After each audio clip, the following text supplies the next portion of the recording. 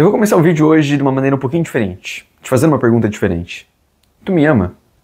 Ama tua mãe, ama teu pai, teu irmão, um amigo, teu cônjuge, um lugar que tu frequenta, a igreja que tu vai, a escola que tu vai, o país que tu vive, qualquer coisa. Tu ama essas coisas? A gente usa a palavra amar, o amor, para diversas coisas, para falar de diversas coisas que a gente gosta, que a gente ama.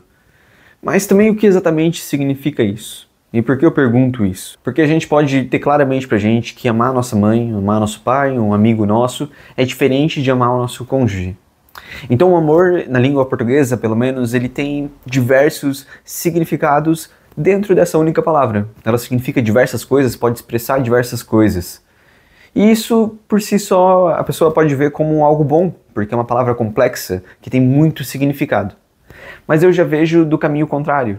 Porque se uma palavra ela significa tudo, ela tem diversos significados, pode ser aplicada em diversas coisas, a gente perde a exatidão, a expressão que a gente quer ter naquele momento, se a gente quer ser específico, ser claro sobre o que a gente sente, a gente não consegue, porque a palavra ela significa simplesmente muita coisa. E eu trago essa questão do significado do amor porque a Bíblia diz que a gente tem que amar o próximo, Jesus nos diz isso. E amar o próximo até mesmo o nosso inimigo. E aí eu te pergunto, amor pode significar amar um pai, amar um irmão, um amigo, a tua esposa, mas como é que tu pode amar alguém dessa forma e ao mesmo tempo amar o seu inimigo? E tem um versículo na Bíblia de Mateus que diz: "E eu, porém, os digo, amai os vossos inimigos e orai pelos que vos perseguem." E essa questão da Bíblia é algo muito radical, que é tu amar o teu inimigo, tu perdoar ele, alguém que te feriu, te fez algo ruim e tu ter que continuar amando ela, continuar seguindo a vida. E isso, junto com a questão da palavra amor, de ter diversos significados, a gente pode pensar, tá, mas o que exatamente quer dizer a palavra amar o nosso inimigo, né? Perdoar ele?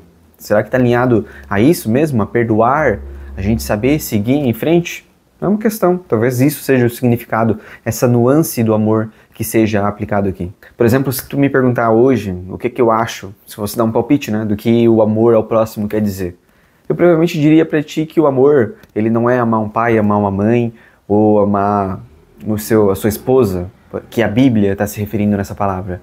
Mas sim que ela está falando de algo mais genérico, talvez ligado à empatia, a perdão, a saber perdoar as pessoas que te fizeram algo errado e saber continuar a tua vida.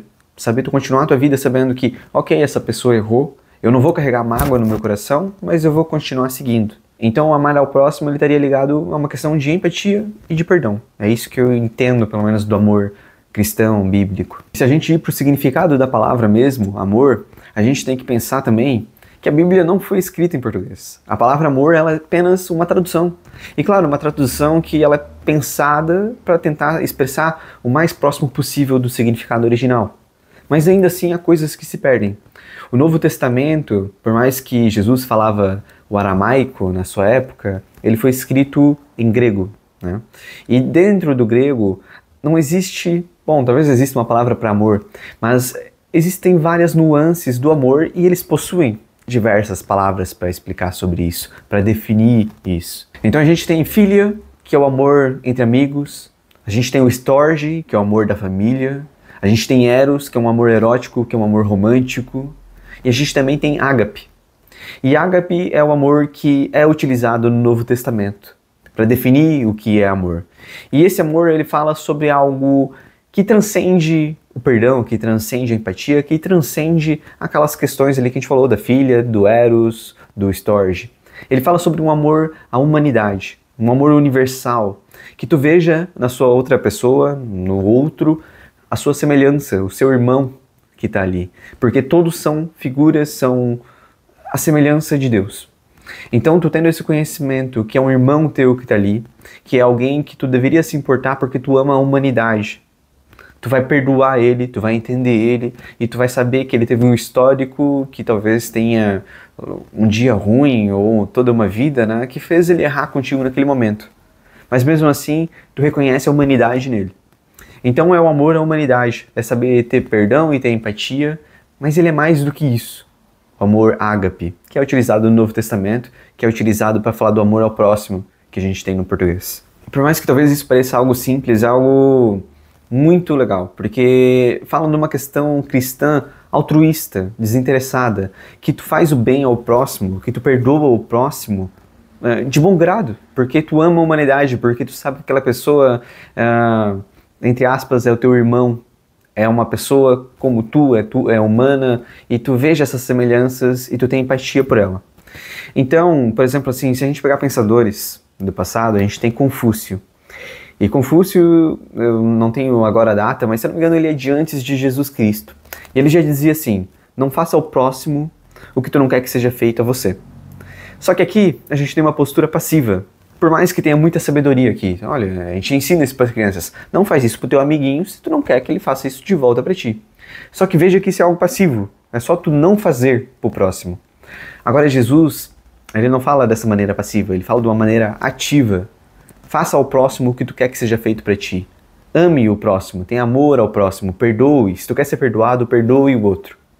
E isso é algo muito interessante do cristianismo, que fez, mesmo nos tempos de Roma, com todos os cristãos sendo caçados, mortos, sepultados, por causa de servir de exemplo, porque o Império Romano tinha medo de outra religião tomar a força, né? Uma religião que as pessoas seguem, outra fonte de poder que não seja o imperador.